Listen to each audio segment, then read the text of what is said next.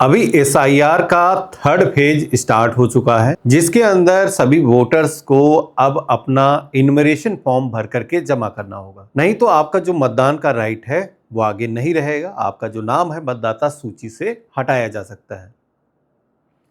आज के इस वीडियो के अंदर हम यही देखेंगे कि एसआईआर का ये जो इन्यूमरेशन फॉर्म है कैसे हमें भरना है, क्योंकि फॉर्म पहले से बदल चुका है।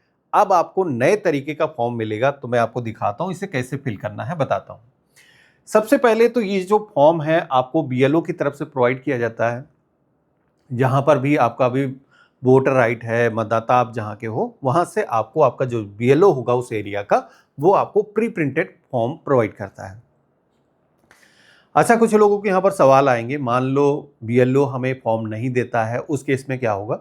तो उस केस में हम ऑनलाइन तरीके से भी अपना जो इन्यूमरेशन फॉर्म है वो भर सकते हैं, और ये भरना सभी वोटर्स के लिए ज़रूरी है। इसमें बेसिकली अभी जो है, जैसे कि आप देखोगे कि ये इंफॉर्मेशन का जो सेक्शन है ये पहले से ही आपको भरा हुआ मिलेगा। यहाँ पर जो भी फोटो अभी वर्तमान के अंदर आपके वोटर रिकॉर्ड के अंदर होगी वो यहाँ पर आ जाएगी। एक क्यूआर कोड होगा जिसे स्कैन करके आप वेरीफाई कर सकते हो, या फिर बीएलओ जब फॉर्म को भरता है तो वो स्कैन करके इसके जरिए भर सकता है। और इसी के साथ में वर्तमान जो पता है, भाग संख्या, साथ ही में जो वोटिंग का जहाँ पर भी आपका प्लेस है उसकी जो इंफॉर्मेशन है ये प्रिंटेड रहती है।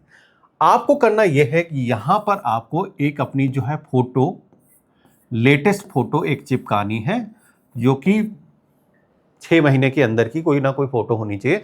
और फोटो जब भी आप दे रहे हो तो ध्यान रखना है उसमें कोई चश्मे आपने ना लगा रखे हो। अगर आप चश्मा लगाते हो तो हटा करके, और प्रोफेशनल फोटो जैसे कि पासपोर्ट साइज की होती है वैसी होनी चाहिए। आपके कान दोनों विजिबल होने चाहिए, क्योंकि आप ये फॉर्म जो भर करके देते हो उसके बाद में आपका जो बीएलओ है वो इस फॉर्म को स्कैन करता है मोबाइल एप्लीकेशन से, जिसमें कि एआई इंटीग्रेटेड होता है। अगर वो ह्यूमन फेस डिटेक्ट नहीं कर पाता तो ऐसे में कई बार फॉर्म रिजेक्ट भी हो जाता है। तो इस चीज़ का आपको विशेष ध्यान देना है। फोटो आपने लगा दिया, इसके बाद में फॉर्म पहले से बदल गया है। पहले क्या होता था कि जब उत्तर प्रदेश में हुआ था और उन राज्यों में हुआ था तो ये जो है सेक्शन ऊपर रहता था, अभी जो है सिस्टम बदल दिया गया है। अभी यहाँ पर जो ऊपर सेक्शन दिए गए हैं, ये जो सेक्शन आप देख पा रहे हो, ये सेक्शन है 2003 या 2002 के अंदर जो भी लास्ट एसआईआर आपके राज्य के अंदर हुई है, उसके अंदर अगर आपका नाम मौजूद है तो ये जो सेक्शन है आपके द्वारा भरा जाएगा। समझे? 2003 में हो सकता है आप में से कुछ लोग हों जो उस समय मतदाता नहीं होंगे, एज नहीं हुई होगी, या फिर आपने अपना नाम नहीं जुड़वाया होगा। तो ऐसे में क्या है कि ये जो सेक्शन है उस केस में आपके छूट जाएगा। अगर आप उस समय वोटर नहीं थे, या फिर आपका नाम उस लिस्ट में नहीं है, आपने मतदाता कार्ड नहीं बनवाया था, तो ये सेक्शन छूट जाएगा।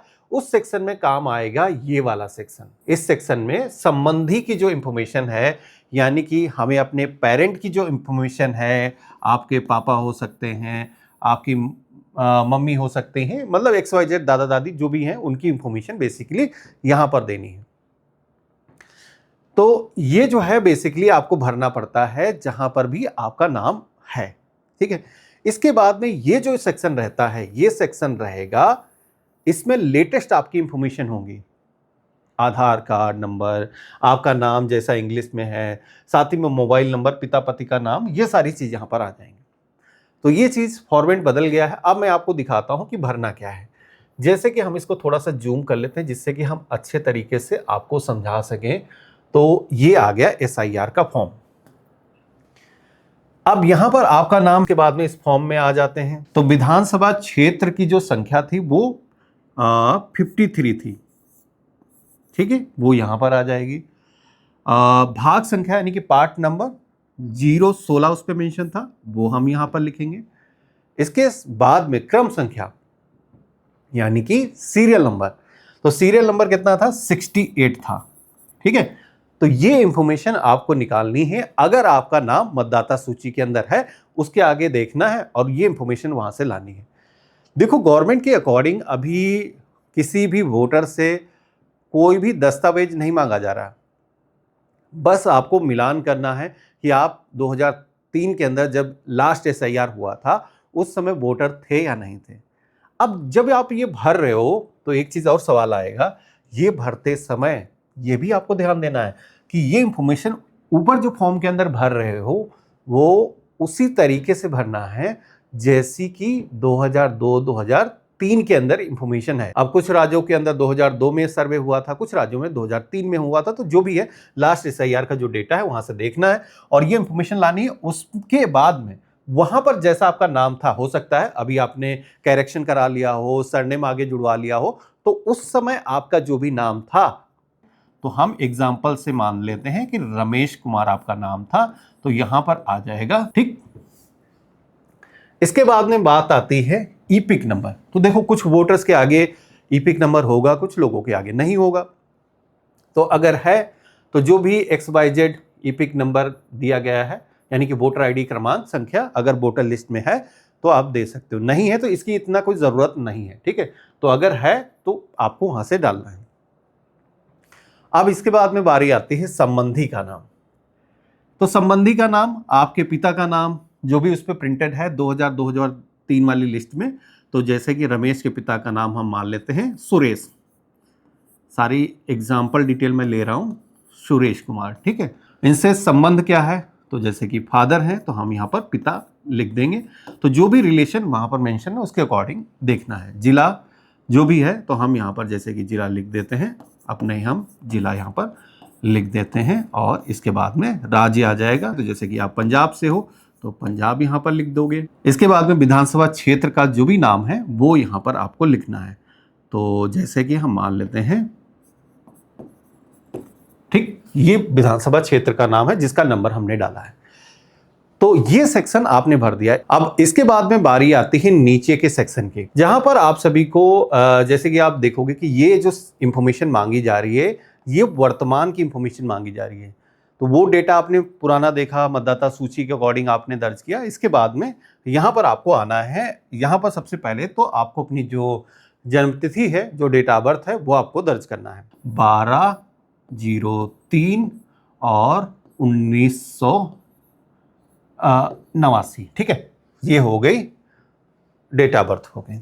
इसके बाद में आधार संख्या इसके बाद में आ जाएगा। तो आधार संख्या यहाँ पर आपका है 11009100। सब एग्जाम्पल में दर्ज कर रहा हूँ। इस तरीके से आप आधार नंबर दर्ज कर दोगे। इसके बाद में मोबाइल नंबर जो भी आपके पास में है, आपके पास में नहीं है तो आप अपने फैमिली का जो मोबाइल नंबर है वो दर्ज कर सकते हो। जैसे कि मैं यहाँ पर लिख लेता हूँ 9006111111। तो ठीक, इस तरीके से मोबाइल नंबर दर्ज कर दोगे। इसके बाद में आपको यहाँ पर अपने पिता का जो नाम है वो यहाँ पर दर्ज करना है। तो जो भी वर्तमान में नाम है, जैसे कि आपने देखा कि ऊपर जो है रीजनल लैंग्वेज के अंदर में भी आपका जो है नाम लिखा हो सकता है, और यहाँ पर जो इन्फॉर्मेशन आप दर्ज कर रहे हो वो वर्तमान इन्फॉर्मेशन आपको दर्ज करनी है। ठीक है, तो यहाँ पर जैसे कि हम मान लेते हैं हमारे पिता का जो नाम है वही है, हमने करेक्शन कोई नहीं कराया है, तो सुरेश कुमार यहाँ पर हम डाल देंगे, ये यहाँ पर आ जाएगा। अब इसके बाद में हम आ जाएंगे पिता अभिभावक का ईपिक संख्या के सेक्शन में, जहां पर आपके पिता का जो है वोटर आईडी का नंबर मौजूद आपके पास होगा। तो वो नंबर यहाँ पर आप डाल दोगे, X123 जो भी है, आप इस तरीके से उनका वोटर आईडी कार्ड नंबर यहाँ पर डालोगे। आपका नंबर नहीं पूछा जा रहा, यहाँ पर आपके फादर का जो है ईपिक नंबर आएगा। ठीक है, तो कुछ लोगों के केस में हो सकता है ना हो, कोई के फादर एक्सपायर हो चुके हैं या फिर उनके फादर का ईपिक नंबर नहीं, तो छोड़ भी सकते हो, उस केस में ब्लैंक भी छोड़ा जा सकता है। इसके बाद में आपके माता का नाम यहाँ पर आ जाएगा। तो आपके माता का जो भी नाम है, जैसे कि ये नाम हमने भर दिया, माता का ईपिक नंबर है तो 2345 जो भी है वो ईपिक नंबर यानी कि वोटर आईडी का नंबर यहाँ पर आ जाएगा। इसके बाद में अगला सेक्शन है पति पत्नी का नाम। देखो ये सेक्शन उन्हीं लोगों के लिए है जो मैरिड हैं। तो अगर आप शादीशुदा हो तो आप, जैसे कि पुरुष भर रहा है तो उसको यहाँ पर अपने पत्नी का नाम लिखना है, और पत्नी अगर भर रही है तो उसे अपने पुरुष का नाम यहाँ पर लिखना है। बेसिकली जैसे कि हम मान लेते हैं कि ये शादीशुदा हैं और इनकी पत्नी का नाम है श्यामा देवी, यहाँ पर पत्नी का नाम आ जाएगा। इसके बाद में अगर वोटर आईडी कार्ड नंबर पत्नी के पास है तो वो यहाँ पर आ जाएगा, नहीं है तो ब्लैंक भी छोड़ सकते हो। तो ये फॉर्मेट भरा जाएगा अगर आपका जो नाम है मतदाता सूची के अंदर शामिल है 2002-2003 के अंदर। अब हो सकता है बहुत सारे लोग ऐसे होंगे कि उस समय उनकी एज 18 साल नहीं हुई होगी और उस समय आप मतदाता नहीं बने होंगे या फिर आपका नाम नहीं होगा। तो ऐसे में क्या होगा कि जैसे मैंने शुरुआत में बताया था कि ये जो सेक्शन है छूट जाएगा। उस केस में रिलेटिव वाला जो सेक्शन है, संबंधी का जो सेक्शन है, ये वाला सेक्शन आपके केस में भरा जाएगा। ठीक है, बाकी की इंफॉर्मेशन उसी तरीके से रहेगी। मैं एक बार फॉर्म को ऊपर कर लेता हूं जिससे कि आपको अच्छे से दिखे। और ठीक है, तो जैसे हमने बताया था यहां पर वो इंफॉर्मेशन, अब यहां पर जब आप दर्ज करोगे तो आपके पिता का नाम आएगा। थोड़ा सा बताना जरूरी है। देखिए, अब जैसे कि आपने देखा कि आपके पिता का नाम या फिर आपके दादाजी का नाम मतदाता सूची के अंदर अवेलेबल है, लेकिन आपका नाम नहीं है, तो आप काटोगे नहीं, इसे छोड़ दोगे, ब्लैंक छोड़ दोगे। मैं समझाने के लिए इसको काट रहा हूं। हमें क्या करना है, इसमें आना है। यहां पर पूछा जा रहा है संबंधी का विवरण। तो संबंधी हमारे कौन होंगे? हमारे पिता होंगे, जिन्होंने हमें जन्म दिया है। तो उनका रिकॉर्ड देखना है मतदाता सूची के अंदर और उसके बाद में यहां पर आकर के दर्ज करना है। जैसे कि हमारे संबंधी एग्जाम्पल से मानते हैं, अभी इनका रमेश नाम था और अब इनके जो है पिता हैं सुरेश। तो यहाँ पर जो पहले सेक्शन में नाम हम रमेश फिल कर रहे थे, लेकिन अब हम यहाँ पर फिल करेंगे सुरेश, क्योंकि ये जो है रिलेटिव की इंफॉर्मेशन मांगी जा रही है और इनके पिता का नाम है सुरेश, जिनका ये फॉर्म है। ठीक है, इसके बाद में बारी आती है ईपिक संख्या की। तो यहाँ पर पिता का जो है ईपिक नंबर मतदाता सूची पर अगर अवेलेबल है वहाँ से देख लेना है। अभी जो वोटर कार्ड अगर मौजूद है तो उस पर देख लेना है और ईपिक नंबर यहाँ पर दर्ज कर देना है। जैसे कि हम मान लेते हैं कुछ ऐसे होगा ईपिक नंबर, वो वोटर आईडी कार्ड नंबर यहाँ पर आ जाएगा। इसके बाद में बारी आती है संबंधी का नाम। अब यहाँ पर लोग कंफ्यूज हो जाते हैं। देखो, ये जो संबंधी का नाम पूछा जा रहा है मतदाता सूची 2002-2003 के रिकॉर्ड के अकॉर्डिंग पूछा जा रहा है। तो इनके संबंधी होंगे, जैसे कि इनके पिताजी होंगे तो हमारे दादाजी होंगे, तो उनका नाम यहाँ पर आएगा। ठीक है, ये थोड़ा सा कंफ्यूजन लोगों के मन में रहता है। तो सुरेश के जो है पिताजी का क्या नाम है, हम एग्जाम्पल से मान लेते हैं, इनका नाम हो गया राजेंद्र कुमार। तो ये किसके पिता हुए? ये हमारे दादाजी होंगे। ठीक है, उस सेक्शन में भर रहे होंगे तो संबंधी हमारे पिता होंगे, इस केस में हमारे जो है दादाजी होंगे। इसके बाद में यहां पर संबंध क्या है? तो संबंध, हमारा संबंध नहीं पूछा जा रहा है, इनसे संबंध इनका क्या है, पुराने रिकॉर्ड की बात हो रही है, तो ये इनके पिता हैं। ठीक है, ऐसे मेंशन कर देना है। लिस्ट के अकॉर्डिंग आपको देखना है, जो भी डेटा है उसके अकॉर्डिंग फिल करना है। इसके बाद में यहां पर आ जाएगा जिला, जहां पर भी नाम मतदाता सूची के अंदर है। ठीक है, हम मान लेते हैं यहां पर अवेलेबल है। राज्य मान लेते हैं पंजाब है। ठीक है, इसके बाद में निर्वाचन क्षेत्र कुछ भी हो सकता है, चलो हम यहाँ पर लखनऊ भर देते हैं। तो ये समझाने के लिए बेसिकली आपको वो वोटर लिस्ट में जैसे हमने वहाँ पर देखा था, वो निर्वाचन क्षेत्र का नाम 2002-2003 के अंदर जो है उसी के अकॉर्डिंग आपको निकालना है। और इसके बाद में यहाँ पर आपका आ जाएगा उसका जो भी निर्वाचन क्षेत्र संख्या होगा, जैसे कि उस केस में शायद 68 आया था, यहाँ पर आ जाएगा। और 018 करके कुछ भाग संख्या थी, यानी कि पार्ट नंबर जिस मतदाता सूची के अंदर नाम मौजूद है, और क्रम संख्या जहाँ पर आपका नाम मौजूद है। तो हम यहाँ पर मान लेते हैं 68। अच्छा, ये नंबर था 68, ये था और ये कुछ और था। तो हम यहाँ पर अरे कुछ भी आप मान लो,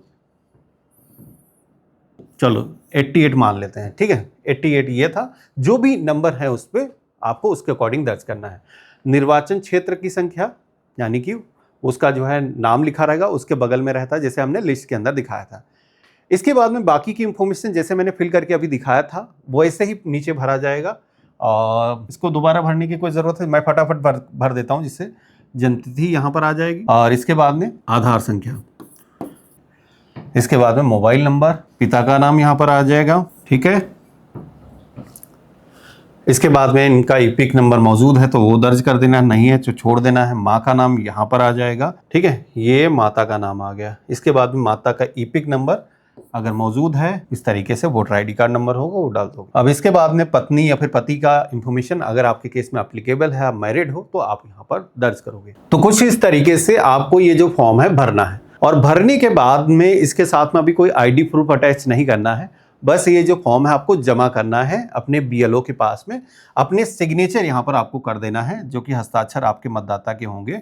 तो यहाँ पर आप अपने जो सिग्नेचर है वो करके आप बीएलओ के पास में जमा करोगे, और बीएलओ भी हस्ताक्षर इस पे करेगा और इसकी एक कॉपी आपको वापस करेगा, नहीं है तो फोटोकॉपी आप करा लेना। तो ये जो फॉर्म है अभी जब भरा जाएगा, इसके बाद में आपका जो नाम है वो ड्राफ्ट मतदाता सूची के अंदर आएगा, क्योंकि कई सारे स्टेप होते हैं। वोटर कार्ड, जैसे कि अभी जो लोग इन्यूमरेशन फॉर्म अपना भरेंगे तो उसके बाद में उन लोगों का जो नाम है ड्राफ्ट मतदाता सूची के अंदर आएगा, जिसमें कि किसी को ऑब्जेक्शन है या फिर किसी का नाम छूट गया तो वो आगे की प्रोसेस को अपनाएगा। लेकिन जो लोग भी इन्यूमरेशन फॉर्म भरेंगे तो उनका जो नाम है मतदाता सूची के अंदर आएगा। तो इसलिए भरना ज़रूरी है, क्योंकि अगर आप नहीं भरोगे तो वो नाम आपका हट जाएगा, आगे लिस्ट के अंदर नहीं आएगा। ठीक है, तो भर के आपको जमा करना है। हर राज्य में अलग अलग डेट है, तो मैं सीट आपको ऊपर दिखा दूंगा वो लेकर के, आप देख सकते हो कि अलग अलग राज्यों में जमा करने की लास्ट डेट क्या है, बीएलओ आपके घर पर कब तक विजिट करेगा, इसके अलावा ड्राफ्ट सूची कब जारी होगी, और उसके अलावा जो ऑब्जेक्शन का पीरियड होता है, वो क्लेम फाइल करने का पीरियड होता है वो क्या होगा, नोटिस किस पीरियड में जारी होगा, क्योंकि बहुत सारे लोगों को नोटिस भी आएगा। जो लोग फैमिली मैपिंग नहीं कर पाएंगे, इन्यूमरेशन फॉर्म तो भरा लेकिन उनका डेटा रिकॉर्ड के अंदर मैच नहीं हुआ, तो ऐसे लोगों को नोटिस आएगा। तो नोटिस में उनको जवाब देना है, जिसमें कि गवर्नमेंट के करीब 13 दस्तावेजों की लिस्ट है। उस लिस्ट में से आपको कोई ना कोई डॉक्यूमेंट सबमिट करना होगा। लेटेस्ट जो भी दस्तावेज हैं उनकी जो लिस्ट है मैं आपको वीडियो के डिस्क्रिप्शन में दे दूंगा, जहां से चेक कर सकते हो कि कौन कौन से ऐसे दस्तावेज हैं अगर नोटिस आता है तो हमें सबमिट करना है। तो ये हो गया। इसके बाद में जो है फाइनल जो है वोटर लिस्ट जो आएगी, जिसमें कि सभी मतदाता जो भी हैं उनके जो नाम है शामिल होकर के आएंगे। जिन लोगों ने भी अपना इन्यूमरेशन फॉर्म भरा है और ऑब्जेक्शन कोई आया है उसका जवाब दिया है, इन केस ऑब्जेक्शन आया आपने जवाब नहीं दिया तो फाइनल सूची के अंदर आपका नाम हटाया जा सकता है। तो ये रहा कंप्लीट इंफॉर्मेशन। आशा करता हूँ इस वीडियो से काफ़ी लोगों को हेल्प होगी इन्यूमरेशन फॉर्म भरने में। अभी कोई दस्तावेज नहीं देने हैं, बस ये पन्ना आप जमा कर देना और आपका जो काम है वो हो जाएगा। आशा करता हूँ वीडियो काफ़ी पसंद आया होगा। अगर आपको वीडियो पसंद आया है तो इसे लाइक करना, अपने दोस्तों के बीच में इस वीडियो को शेयर करना, और हम मिलते हैं ऐसे ही एक नए वीडियो में। तब तक के लिए गुड बाय, जय हिंद।